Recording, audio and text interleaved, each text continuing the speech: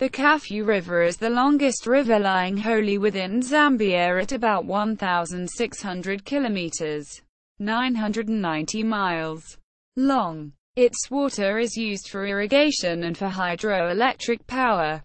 It is the largest tributary of the Zambezi and of Zambia's principal rivers. It is the most central and the most urban. More than 50% of Zambia's population live in the Kafue River Basin, and of these around 65% are urban. It has a mean flow rate of 320 cubic meters per second through its lower half, with high seasonal variations. The river discharges 10 cubic kilometers per year into the Zambezi River. Sources. The Kafue River rises at an elevation of 1,350 meters on the relatively flat plateau just south the border of Zambia and the Democratic Republic of the Congo, 120 kilometers northwest of Chingola in the Copperbelt province. The area is miombo woodland on the Congo-Zambezi watershed, with many branching dambos lying 10 to 20 meters lower than the highest ground, producing a very gently undulating topography. The river starts as a trickle from the marshy dambos. The Munyanshi swamp is a tributary, and with little slope to speed up river flow. It meanders southeastward sluggishly and within 50 kilometers has the character of a mature river. The area receives about 1,200 millimeters rain in the rainy season, and the river's channel soon reaches 100 meters wide with a floodplain of fluvial dambos 1 to 2 kilometers wide through the Copperbelt, before the river reaches the Copperbelt towns. However, it loses its wide floodplain. The channel narrows to 30 to 40 meters and it meanders less. In a shallow valley only 40 meters or so lower than the surrounding plateau. It flows close to the Copperbelt towns of Chililabongwe, Chingola and Mufulira, and through the outskirts of Nchanga and Kitwe. The popular picnic spot the Hippo Pool north of Chingola is protected as a national monument. In the Copperbelt, water is taken from the river to irrigate small farms and market gardens. At Kitwe it changes course to the southwest and flows through forests and areas of flat rock over which it floods in the wet season, keeping to her channel about 50 meters wide in the dry season. The Lukanga swamp. It then again develops intricate meanders and a maze of channels in a swampy floodplain, with oxbow lakes and lagoons.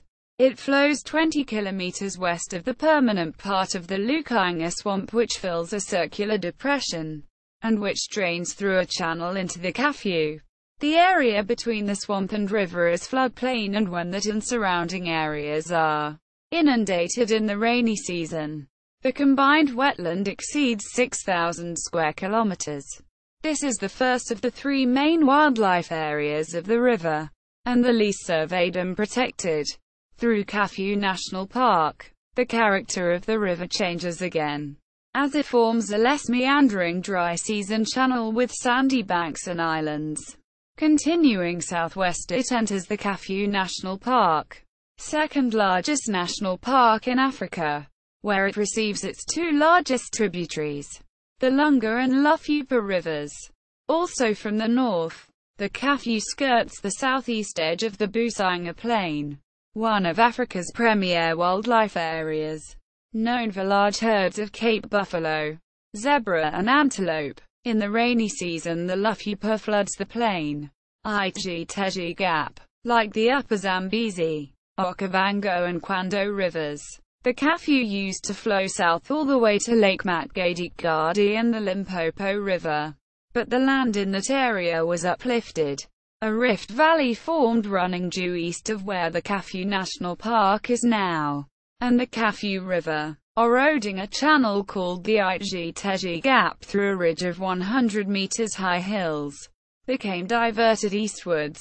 The Iteji Dam was built in 1977 at the gap and now forms a reservoir 50 kilometers long and up to 10 kilometers wide. Kafue Flats. In its journey east, the river flows sluggishly across a flat plain called the Kafue Flats. formerly Butwa after the TWA people, and for the third time develops intricate meanders in a maze of swampy channels and lagoons. This time, however, it also has an immense shallow floodplain which no roads or railways cross. 240 kilometers long and about 50 kilometers wide. Flooded to a depth of less than a meter in the rainy season. Deeper in some lagoons and permanently swampy areas, and drying out to a clayey black soil in the dry season. The Kafue Flats are the third major wildlife area of the river. Tens of thousands of Kafue lechwe live on the Kafue Flats and are adapted to wading the flood. The area also has one of the greatest variety and concentrations of birds in the world. The Lochinvar and Blue Lagoon National Parks have been established on the flats around Mazabuka, and as the river gets closer to the town of Kafue, sugar plantations and other large agricultural estates have been established on the fertile black soil and use water from the river in the dry season. Kafue Gorge and Dam. The Kafue Flats end at Kafue Town, and from there, as the Rift Valley gets deeper, the river drops 550 meters over 60 kilometers through the Kafue Gorge. A second dam, the Kafue Gorge Dam, with a smaller reservoir, generates electricity. The lower Zambezi, originally a separate river, cut back through the rift valleys and eventually captured the Kafue. Their confluence is about 20 kilometers north of Chirandu. Environmental issues. Pollution. As it flows through the Copperbelt, the Kafue River is at great risk of pollution, not just from urban waste but from copper mine tailings. The swampy areas west of the Lukainga swamp help silt and pollution settle out so that the river becomes clear downstream. A report in April 2002 said, natural wetlands are quite effective at controlling water pollution from mining in the Copperbelt. Tests show the Kafue to be clean of mining pollutants downstream from the Copperbelt. In the Kafue Flats, discharge of phosphates in excess fertilizer runoff from commercial farming and the Nakambala sugar estate can cause algal blooms and weed growth, reducing fish populations. Effluent from mining activities consisting of cadmium, lead and mercury have degraded the Kafue River. Municipal water supply had to be suspended when the Kafue River turned blue due to slurry discharge. Because of its size and geographic location, the Kafue River Basin is an ecosystem that provides services and support to communities and industries that have different and sometimes conflicting interests in usage of the river resources. In 1999, the World Wildlife Fund, WWF, initiated dialogue between the Zambian government, the Zambia Electricity Supply Corporation, ZESCO, and local people to restore a more natural flow pattern to water releases from the irrigation dam built on the Kafue River.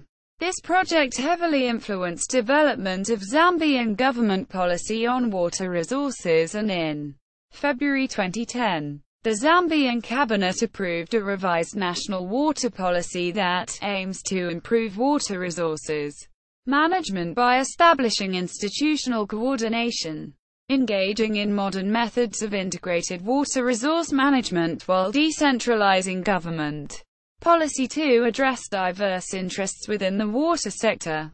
Iteji and Kafue Gorge dams. These have had major negative environmental effects on the river. See main article on the Iteji Dam. Water for irrigation. Commercial plantations, especially those bordering the Kafue Flats, take large quantities of water for irrigation. Chief of these is the Nakambala Sugar Estate, which draws in excess of 720,000 cubic meters per day to irrigate 134.13 square kilometers of land to grow sugarcane. Visit Zambia campaign.